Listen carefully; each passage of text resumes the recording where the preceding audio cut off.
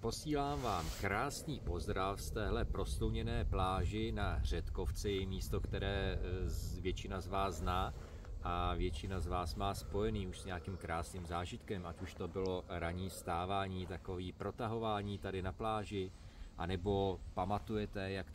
jak tady piráti a námořníci otvírali truhlu, jak tam nade mnou jsme pasovali na rytíře, či jsem letos učil kouzelníky tu kouzelnou formuli, která by jim v životě pomáhala. Prostě všechny ty setkání naše jsou o zážitcích, o tom, aby jsme si užili víkend, doplnili pozitivní energii a poznali noví přátelé. A to je ten důvod, proč byste měli vyrážet s náma a užívat si ten víkend a dát si tu šanci sobě na tu novou energii, nový zážitky. No a při téhle příležitosti vlastně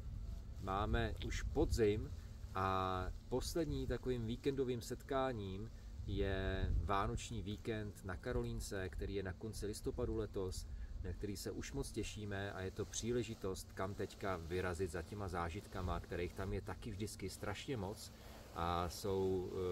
podtrhnutý tím kouzlem Vánoc. A v neposlední řadě možná i je čas se přihlásit na tu lednovou oslavu Nového roku, protože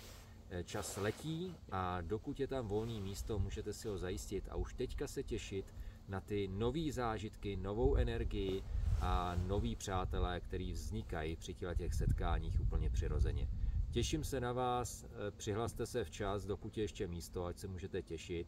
a třeba se těšte zase na takovýhle krásný ráno s náma.